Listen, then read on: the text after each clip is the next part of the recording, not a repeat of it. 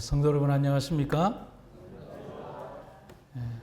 오늘도 하나님의 귀하신 은혜가 우리 성도 여러분들과 함께 하시기를 주님의 이름으로 축원합니다. 오늘 저는 기억하라는 제목으로 함께 은혜를 나누도록 하겠습니다. 16세기 스페인의 작가이며 신부인 발타사르 그라시안이라고 하는 예수의 신부가 있습니다. 그 신부가 이런 말을 했어요. 기록은 기억을 남긴다. 이 발타자르의 이 말은 시사하는 바가 꽤 큽니다. 왜냐하면 사람의 기억력에는 한계가 있기에 그 한계를 보완하기 위해서 사람들은 기록하기 시작했습니다. 여러분들도 기억력을 의존할 수 없으니까 설교를 쓰는 것과 마찬가지입니다. 그러한 기억들이 모여서 시대가 되고 역사가 되는 겁니다. 그래서 역사란 뭐냐? 주로 후일에 남길 목적으로 어떤 사실을 적는 행위가 역사라고 하는 겁니다. 하나님도 구속의 역사에서 하나님의 백성들이 기억하고 있어야 할 사실들을 기록해서 우리에게 주셨습니다. 그게 성경입니다. 또한 그 기록은 마지막 구원의 날까지 잊지 말아야 될 가장 중요한 영적 자산이 되고 있습니다. 그래서 기록은 기억을 남긴다라고 말한 발타자르 신부의 이 말에는 배경이 있어요. 아까 말씀드린 것처럼 이 발타자르 신부는 예수의 출신의 신부였습니다. 예수에는 굉장히 엄격한 규율과 상당히 깊은 어떤 관계가 있는 곳이 예수입니다. 그는 충실한 사제로 충성을 다했습니다. 그리고 그는 작가이기도 해서 글을 통해서 사람들에게 많은 감동을 주었습니다. 하지만 교회에서는 그가 쓰는 글에 대해서 탐탁치 않게 생각을 했습니다. 그래서 그에게 글을 출간하지 말라고 명령을 합니다. 그래서 교회의 허가 없이 책을 출간을 합니다. 그래서 그 이후로 징계를 받고 교수직에서 해임되고 감금과 감시와 고문을 당하게 됩니다. 계속되는 처벌과 불이익으로 고통을 겪는 도중에 1658년에 예수회를 탈퇴하겠다고 했지만은 받아주지를 않는 겁니다. 그래서 그해 57세의 나이로 숨을 거둡니다. 어떤 이유로 숨을 거뒀는지는 우리가 짐작하는 것과 같은 겁니다. 그러면 이 발타자르 신부는 그가 남기고자 했던 내용이 뭘까? 그 당시의 교회는 반하지만 인간 양심의 참된 교훈이었을 것으로 여겨지는 겁니다. 그 당시에 절대적 권력에 맞서서 그가 말하고자 했던 것은 뭐 하지 말라는 겁니까? 잊지 말라는 겁니다. 기억하라는 겁니다. 하나님의 말씀의 정도를 기억하고 살아가라는 것이 바로 이 신부의 기별이라는 겁니다. 성도 여러분, 우리가 꼭 기억해야 할 일들이 있습니다. 절대로 잊혀져서는 안 되는 중요한 진리와 진실이 있습니다.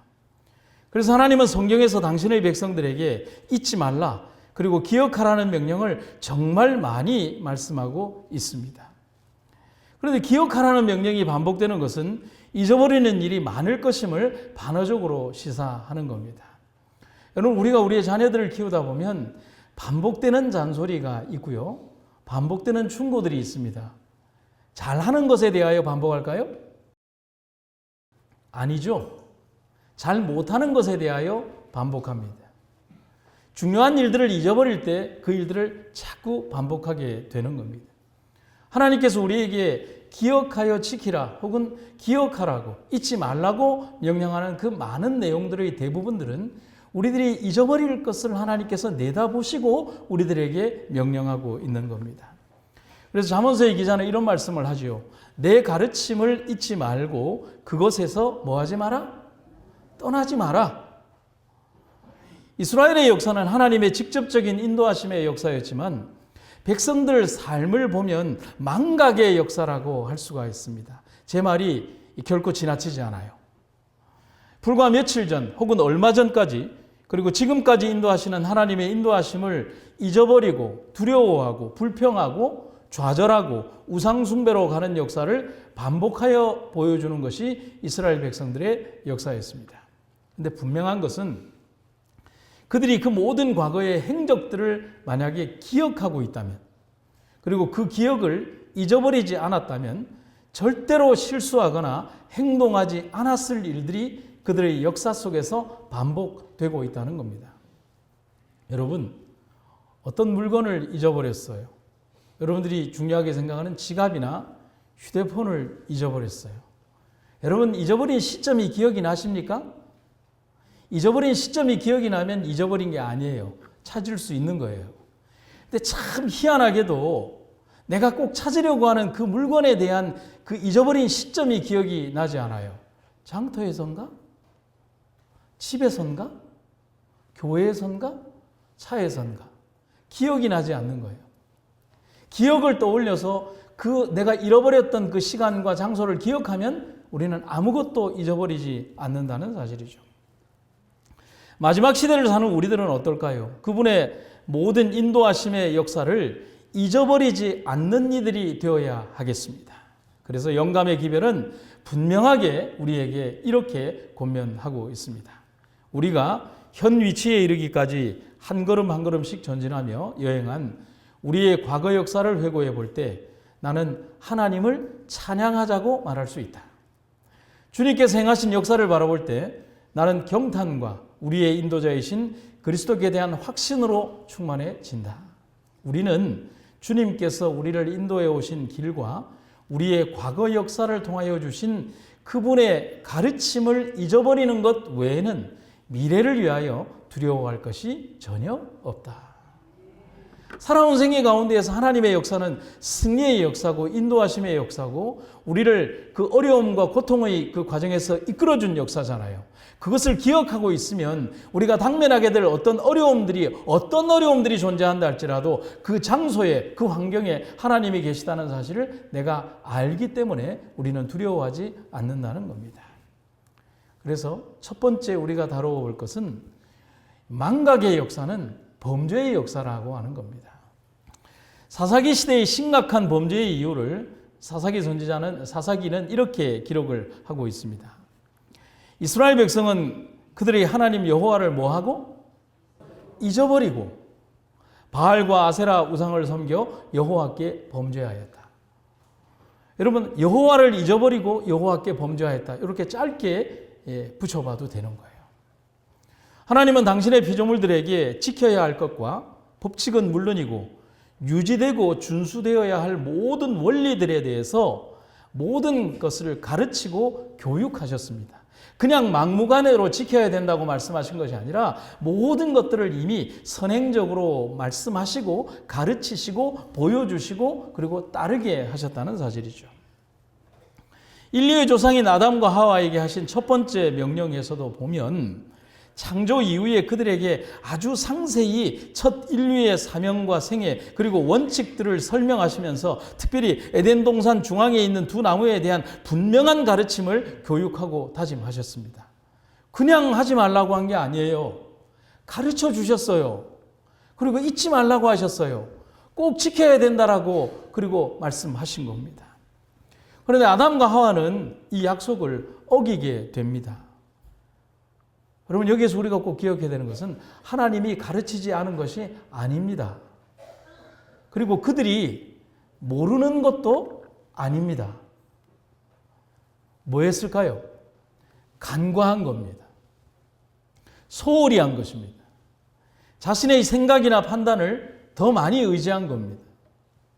그리고 이어지는 사단의 절묘한 유혹과 감언 이슬에 속아서 넘어가게 된 겁니다. 사단은요, 인간 내면의 아주 작은 틈을 절대로 놓치지 않습니다.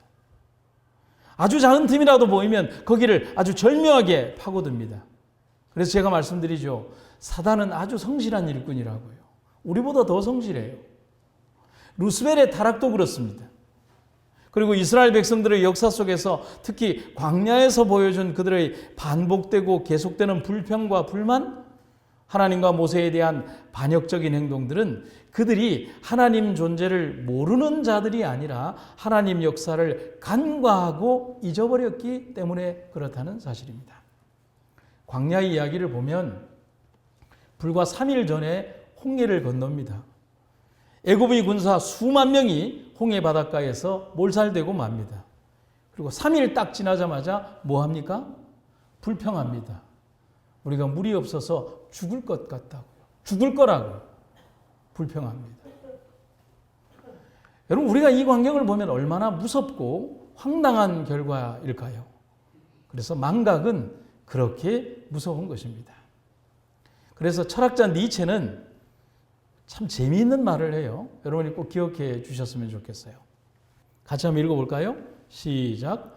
망각하는 자는 복이 있나니 자신의 실수조차 있기 때문이라.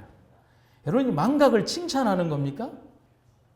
아니죠. 철학자가 그렇게 만만한 게 아니에요. 망각하는 자는 복이 있나니 자신의 실수조차 있기 때문이라. 해석에 따라 다른 느낌으로 볼 수도 있겠지만은 실수가 앞으로의 다른 실수를 반복하지 않는 주요한 경험이 되지 않는다면 그것은 가장 큰 불행이 될 거라는 사실입니다. 우리가 흔히 말하는 학습이라는 거 있잖아요. 아주 매섭게 어떤 교육을 받고 나면 그것에 대해서 실수하지 않는 거예요. 그렇잖아요? 어떤 일들에 대해서 무언가 잘못을 아주 세차게 회초리를 당하면 그것에 대해서 잘못된 것을 고치는 거예요. 망각이란 그 경험까지도 잊어버린다는 거예요. 매일매일 가르쳐도 자신의 사랑하는 사람을 잊어버리고 살아가는 치매 환자처럼 삶의 모든 것이 멈추게 되는 겁니다. 영적 치매란 매일매일의 경험에서 하나님 은혜를 매일매일 잊어버리는 거예요. 그래서 우리는 모세의 글에서 우리가 기억해야 될 아주 중요한 원칙을 신명기서에서 발견하게 됩니다. 내 하나님 여호와께서 이 40년 동안에 너로 광야의 길을 걷게 하신 것을 뭐하라?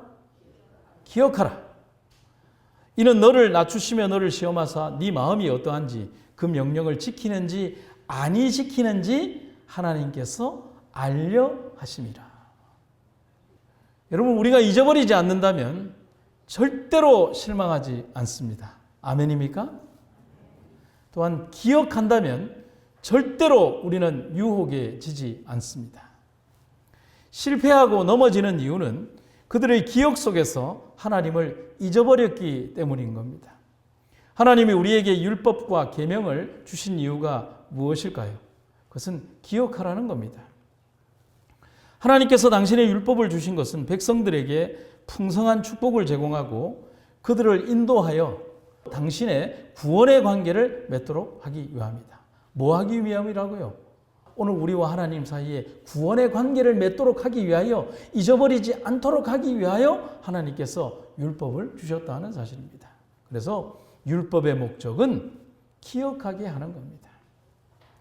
이스라엘 백성을 율법의 수호자로 세우신 이유가 그겁니다. 마지막 시대 남은 무리의 사명을 지닌 백성으로 우리를 세우신 이유도 그렇다는 사실입니다. 그것은 잊혀지고 희석되고 희미해져가는 우리의 본연적인 기별과 말씀 그리고 율법을 세우는 사명을 주신 것입니다.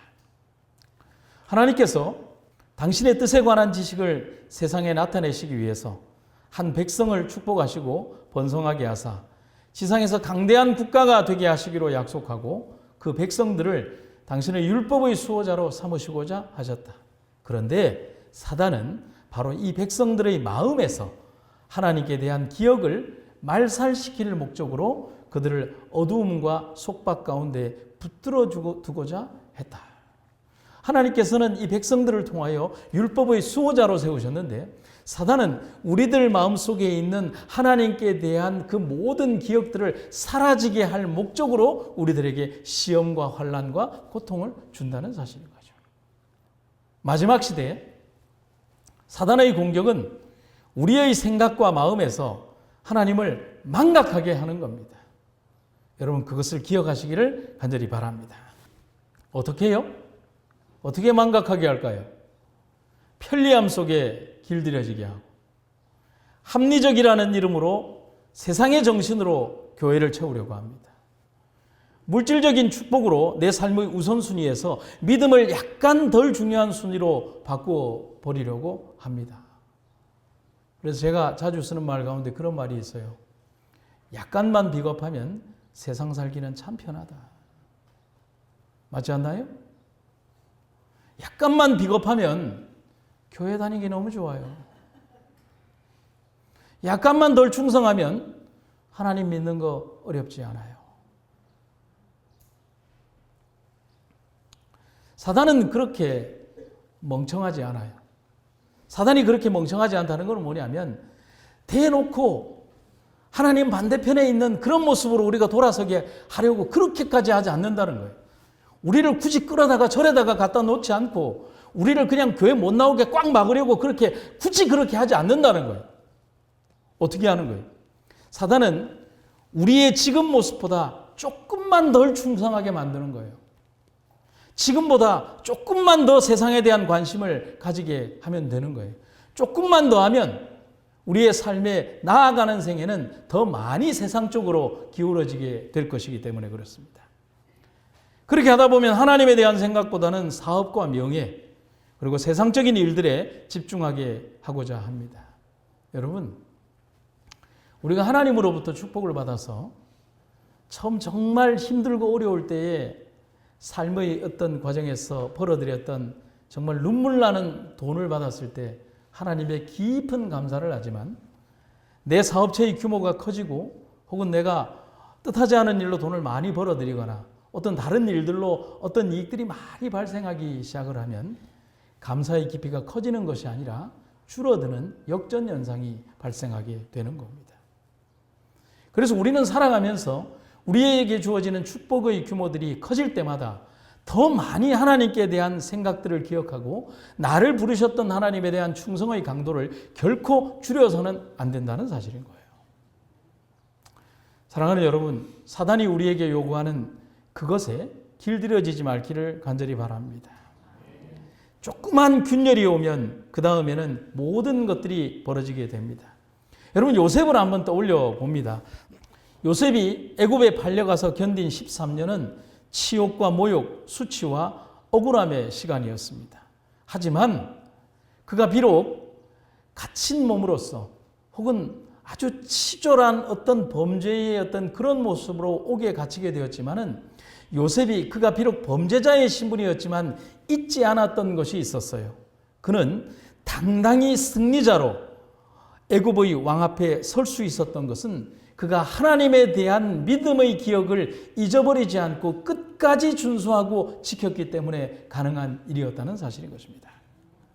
요셉은 그의 생애의 위기에서 곧 자기의 어린 시절을 보낸 가나안 본집으로부터 노예의 운명이 기다리고 있는 애굽으로 가는 두려운 나그네 길 가운데에서 혈육들의 천막이 있는 산들을 마지막으로 바라볼 때에 야곱의 하나님을 기억하였다. 소년 시절의 교훈을 생각할 때 그의 마음은 감동으로 떨렸다. 그는 진실한 사람이 되어 어떠한 때에라도 하늘 임금의 백성으로서 합당한 행동을 취하기로 결심했다. 여러분, 이 결심이 어떤 때 한 결심이라고요? 그가 형님들에 의하여 팔려나갈 때, 그 장사꾼들이 자기들에게 은 몇 냥을 던져주고 그가 개처럼 끌려갈 때, 형들의 비웃음과 조소 그리고 그들의 배반과 배신의 모습을 바라보며 그가 처절한 고통 가운데 있을 때 그들을 원망과 그리고 하나님에 대한 원망으로 그들을 바라본 것이 아니라 야곱의 하나님을 떠올리며 내가 끝까지 하나님께 충성하겠다라고 하는 그의 마음을 절대로 버리지 않았다는 사실인 거예요. 그래서 우리가 그 구절을 기억하죠. 요셉은 애굽에 하나님을 모시고 데리고 갔다. 그의 결심과 행동 그리고 후일의 성공까지 이끄는 원동력은 기억 때문입니다. 야곱의 하나님에 대한 기억, 그것이 요셉을 요셉되게 그리고 요셉을 애굽 안에서 사브낫 바네아르 그리고 요셉의 삶은 남은 자로 이끄는 단초가 된 것입니다. 우리들도 그렇게 되기를 간절히 바랍니다. 시편 기자의 글을 한번 보시겠습니다. 내 영혼아 주를 찬양하고 주께서 베푸신 모든 은혜를 정령 잊지 말아라. 주께서는 네가 지은 모든 죄를 용서하시고 네가 앓는 모든 질병을 고쳐주시며 내 생명을 파멸의 구덩이에서 건져주시고 사랑과 자비로 네게 관을 씌워주시며 온갖 좋은 것들로 내 마음을 흡족히 채워주시고 내 젊은 날을 새롭게 하여 독수리처럼 용솟음치게 해주신다. 진실로 주께서는 억압당하는 모든 사람들을 위해 공의로운 심판을 베푸시는 분이시니 주께서는 모세에게 주님의 길을 알려주셨고 이스라엘 백성들에게 주님의 행적들을 보여주셨다. 주께서 베푸신 모든 은혜를 정녕 잊지 말아라. 2차 세계대전 당시 독일군에 의해서 학살당한 유대인은 추정하기로는 600만 명입니다. 하지만 훨씬 더 많은 숫자가 죽었다고 합니다. 그러면 그들은 어디에서 죽었을까요? 당시 유럽에 거주하던 900만 명의 유대인 중에서 3분의 2에 해당하는 인원이 600만 명입니다. 근데 그 중에 어린이가 100만 명입니다. 유대인들은 독일군 점령지 가운데에서 4만여 개의 점령지 시설에서 600만 명이 죽어갔습니다. 아우슈비츠 한 곳에서 죽어간 게 아니라 4만 군데의 수용지 시설에서 그렇게 처절하게 죽어간 겁니다. 전쟁이 끝나고 예루살렘 북쪽 아인케렘이라는 산에는 나치에 의해서 희생된 유대인 추모 기념관이 있습니다. 그런데 그 추모 기념관을 다 보고 나서 출구 바깥으로 나오면 출구에 이런 글귀가 새겨져 있다고 합니다. 망각은 멸망에 이르지만 기억은 구원의 길이다. 사랑하는 여러분, 망각은 우리의 삶을 가장 연약하게 만든다는 사실을 기억하시기를 간절히 바랍니다. 마지막 시대 남은 무리로 사는 우리에게 있어서 우리가 기억하고 지켜야 할 기별은 바로 나 자신을 올바로 세우는 가장 강력한 무기이자 갑오심을 잊지 말아야 합니다. 제가 한 구절 읽어드리죠. 영감의 기별이 전하는 경고의 말을 기억하시기를 바랍니다. 역사는 반복될 수 있으며 인류는 망각의 범죄를 저지를 수 있다. 오늘 우리가 하나님 앞에 이러한 범죄의 주인공들이 되지 않기를 간절히 바랍니다. 역사의 되풀이 되는 이 범죄의 현장 속에서 우리는 결코 그러한 범죄 속에 빠지지 않고 하나님 안에 충성되고 끝까지 승리하는 여러분과 제가 되기를 주님의 이름으로 축원합니다. 두 번째 기별은 기억하라는 겁니다. 오래전 영감의 기별자는 화이트는 지금의 시대를 미리 바라보면서 이렇게 기록을 합니다. 1845년 이래로 하나님의 백성들이 당할 위험들이 때때로 내 앞에 공개되었으며 그 위험들이 마지막 시대의 남은 무리를 빽빽히 둘러쌀 것을 보았다. 언제 이 말을 했다고요? 1845년 이래로 하나님의 백성들이 이러한 위험들 가운데 빽빽히 둘러싸일 것이다. 그런데 특별히 1845년이라는 시간을 화인 여사는 직접적으로 언급을 하고 있어요. 그 이유를 화이트는 다른 곳에서 이렇게 기록을 하고 있습니다. 나는 1844년에 일반적으로 기대했던 시기가 지나간 후인 1845년에 이르기까지는 이상이 없었다. 그때 나는 여기서 언급한 것을 보게 되었다. 여러분, 재림운동의 직접적인 열기가 아주 들썩였던 1844년의 그 열기가 사라지기까지 화이트에게는 직접적인 이상과 계시가 없었습니다. 하지만 대실망의 정점을 지나면서 실제적인 기별의 전달이 필요했습니다. 왜 그럴까요? 대실망이 찾아왔으니까요. 백성들에게는 이제 더 이상 바라볼 만한 어떤 무언가가 사라졌거든. 그 이유는 뭐냐면 잘못 적용되고 올바르지 않은 방법으로 준비한 그들을 향해 주어지는 하나님의 확실한 기별이자 그들이 간과하고 잊어버린 기억에 대한 회복이었습니다. 그래서 하나님께서는 화이트에게 1845년부터 기별을 주셨습니다. 1845년부터 나의 기록들이 출판되어 왔다. 그 이후 줄곧 나는 펜과 음성으로 이뤄왔다. 내게 주어진 빛을 나누어 줄수록 보다 많은 빛이 내게 이르러 왔다. 나는 신구약 성경 말씀에 대한 보다 매우 많은 빛을 가지고 있다. 나는 우리 백성들에게 이것을 제시할 것이다. 여러분, 이렇게 되어 있죠. 내게 주어진 빛을 나누어 줄수록 보다 많은 빛이 내게 이르러 왔다. 화이트의 삶을 짧게 조명해 보면 엘렌 화이트는 1844년 12월에 첫 번째 이상을 바라보게 됩니다. 듣게 됩니다. 그리고 1845년 1월에 둘째 이상을 보는데 그 내용은 첫 번째 이상을 전하라는 이상이 두 번째 이상입니다. 그리고 1845년 2월에 그 이상을 사람들에게 전합니다.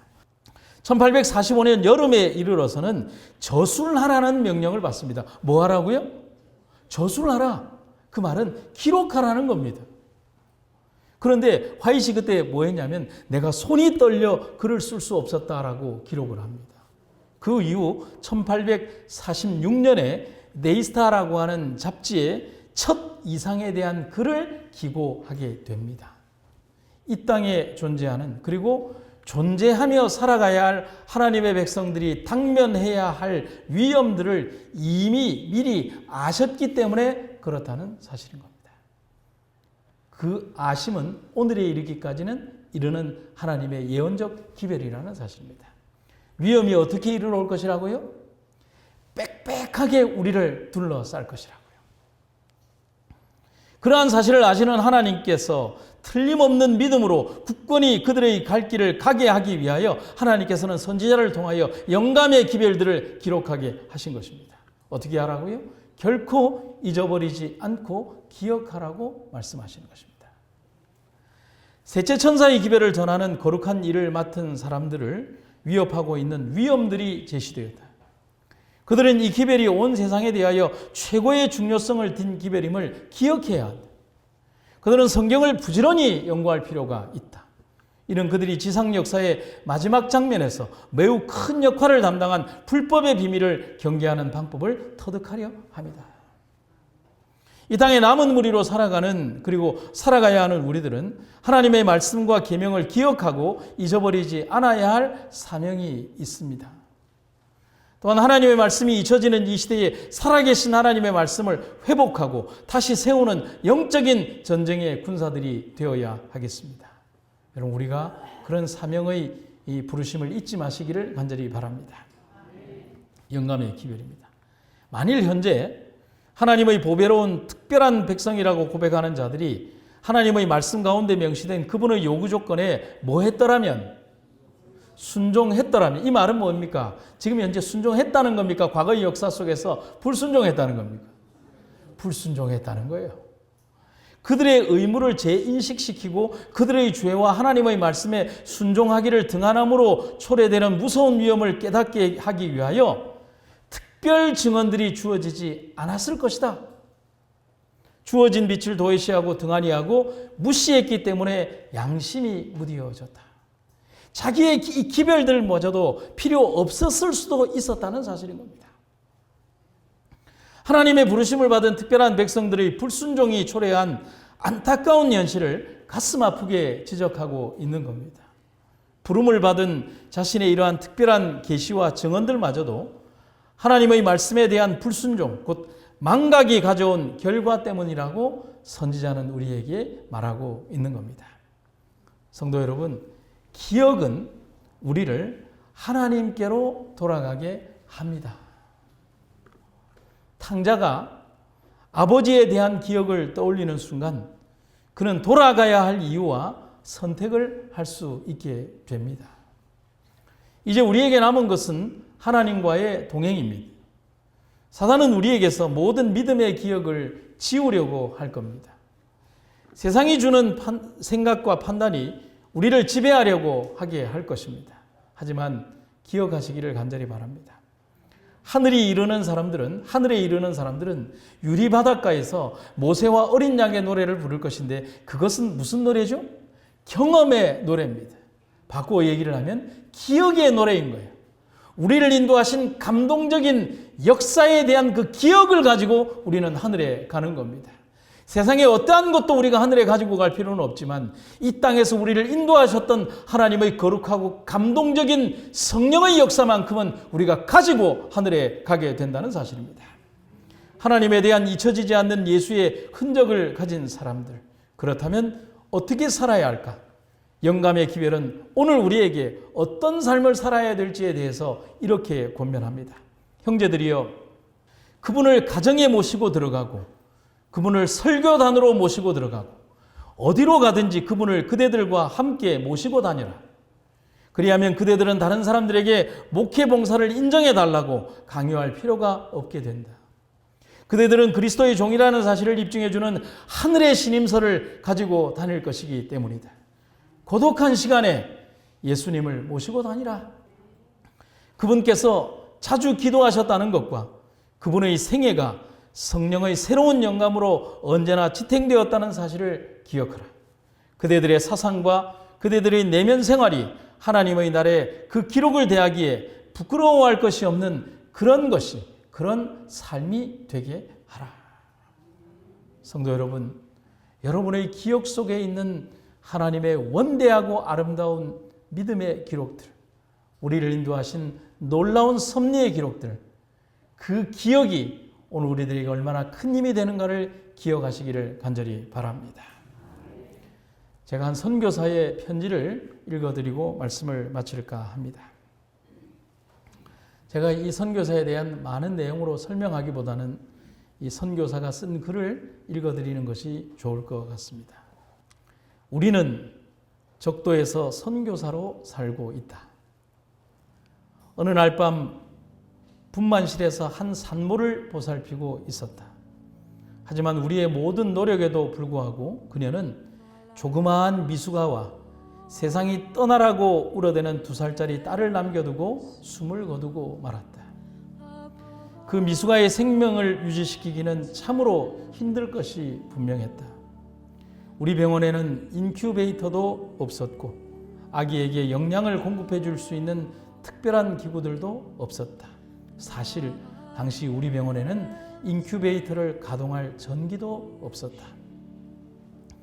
우리가 사는 적도는 더운 곳이다. 하지만 밤에는 생각지도 못하게 불어오는 바람 때문에 으스스할 때가 많았다. 한 간호학교 학생 산파가 이런 아기들을 위해 준비해둔 상자와 아기를 쌀 면수건을 가지러 갔다. 다른 산파는 물을 끓이기 위해 불을 피웠다. 잠시 후 그녀는 당혹스러운 모습으로 돌아와서는 이렇게 말했다. 선생님, 물을 끓여서 고무 보온병에 넣는 순간 그만 보온병이 터져버렸어요. 열대기후에서는 고무가 쉽게 상하기 마련이었다. 그런데 그게 저희에게 있는 마지막 보온병이었습니다. 라고 그녀가 흐느끼면서 소리쳤다. 이곳 중앙아프리카에서 터진 보온병을 놓고 아무리 울어도 소용이 없을 판이었다. 주전자가 나무에서 자라는 것도 아니고 숲을 나가면 약국이 있는 것도 아니었다. 내가 말했다. 괜찮아요. 아기가 안전할 정도로 가능한 한 불 가까이에 눕히세요. 그리고 바람을 막을 수 있도록 문과 아기 사이에 서로서로 누우세요. 당신의 열은 아기를 따뜻하게 유지하는 것입니다. 그리고 우리는 그렇게 아기를 둘러싸고 밤을 새웠다. 다음 날 정오쯤 여느 때와 마찬가지로 나는 자원하는 고아원 아이들과 함께 기도하러 갔다. 나는 어린아이들에게 여러 가지 기도 제목을 내놓았다. 덧붙여 갓 태어난 작은 아기를 위해서도 기도해 달라고 아이들에게 부탁했다. 그리고 보온병 이야기를 하면서 그 아기의 체온을 일정하게 유지하는 데 어떤 어려움이 있는지 설명을 했다. 아기의 체온이 내려가면 아기는 쉽게 죽을 수 있어요. 아기의 체온을 유지하는 데 보온병이 꼭 필요해요. 그리고 또한 아이들에게 엄마가 죽어서 울고 있는 2살짜리 어린 누나에 대해서도 그렇게 언니에 대해서도 말해 주었다. 그런데 기도 시간에 10살 된 루시라는 여자아이가 우리 아프리카 아이들이 보통 그렇듯이 무뚝뚝하고 간결하게 이렇게 기도했다. 하나님, 우리에게 보온병을 보내주세요. 하나님, 내일이면 소용이 없습니다. 그때면 아기가 죽을 겁니다. 그러니 제발 오늘 오후에 보내주세요. 나는 그 대담하고 용감한 기도에 가슴이 미어질 판이었다. 그러나 롯은 마지막에 이렇게까지 덧붙였다. 그리고 하나님, 보내실 때 저 어린 아기를 위해 작은 인형도 하나 보내주세요. 하나님이 그 애를 얼마나 사랑하는지 그 애가 알 수 있게 말이에요. 아셨죠? 아이들과 함께 기도할 때 자주 그렇듯이 나는 한 방 얻어맞은 기분이었다. 나는 정직하게 아멘할 수 없었다. 나는 하나님께서 이렇게 하실 수 있다고 믿지 않았다. 물론 나는 그분이 무슨 일이든지 다 하실 수 있다는 것을 알고 있다. 성경이 그렇게 말했다. 그러나 거기에는 한계가 있다. 그렇지 않은가? 내 마음속엔 상당히 큰 그러나들이 있었다. 하나님께서 이 특별한 기도에 응답하실 수 있는 유일한 방법은 고향에서 붙인 소화물을 나에게 보내시는 것뿐이었다. 하지만 당시 나는 그곳에서 거의 4년을 있으면서 고향에서 소포를 받아본 적이 단 한 번도 없었다. 설령 누군가 나에게 소화물을 보낸다고 하더라도 누가 거기 보온병을 넣어 보내겠는가? 나는 적도에 살고 있는데. 오후가 반쯤 지날 무렵 나는 간호사 훈련학교에서 학생들을 가르치고 있었다. 그때 누군가 달려와서 내 집 앞에 차가 한 대 와 있다고 전해 주었다. 내가 집에 도착했을 때 차는 가고 없고 베란다에 10kg짜리 짐꾸러미 하나가 놓여 있었다. 나는 눈물이 나는 것을 느꼈다. 나는 혼자서 그 꾸러미를 열 수 없었다. 그래서 고아원 아이들을 데리러 보냈다. 그리고 우리는 함께 조심스럽게 끈을 하나하나 풀었다.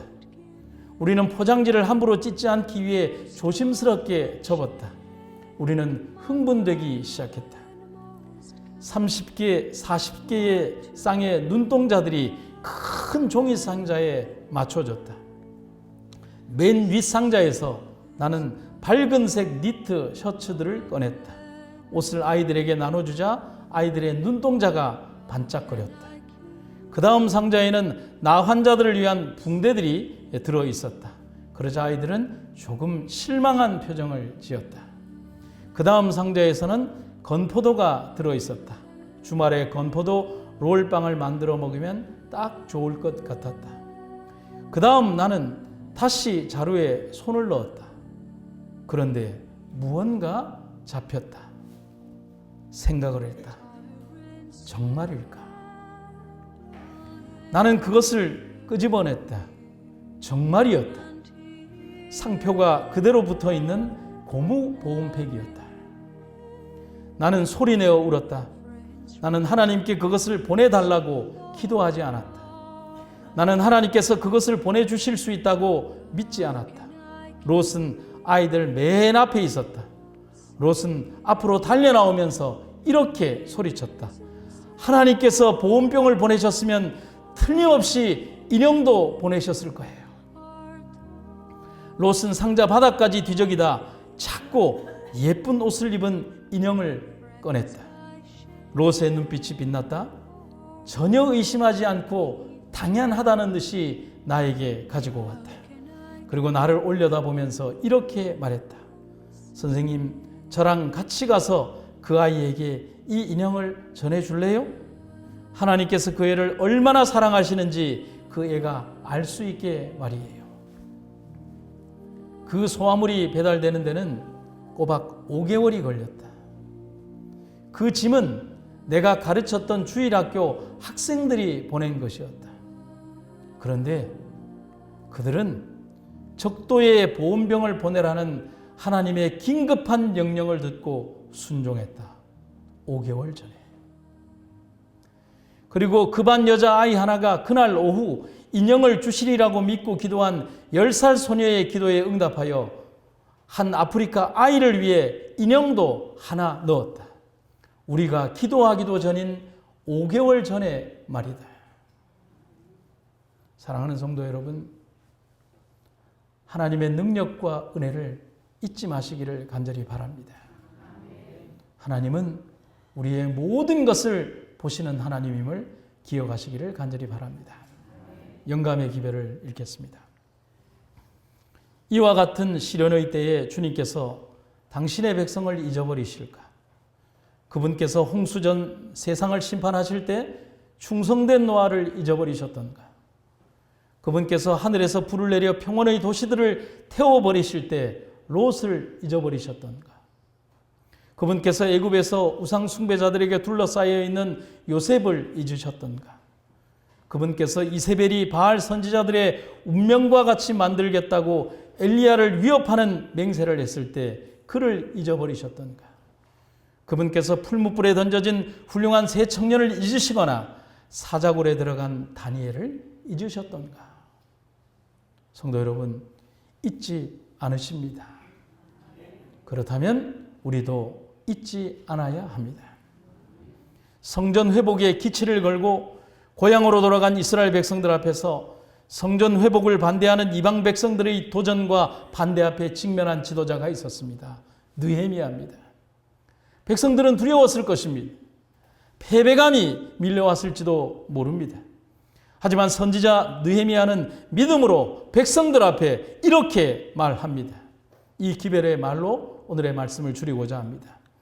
내가 돌아본 후에 일어나서 귀족들과 민장들과 남은 백성들에게 말하기를 너희는 그들을 두려워하지 말고 지극히 크시고 두려우신 자를 기억하고 너희 형제와 자녀와 아내와 집을 위하여 싸우라 하였느니라. 성도 여러분, 지극히 크시고 두려우신 주님을 기억합시다. 그 주님께서 나와 함께 하십니다. 말씀을 마치겠습니다.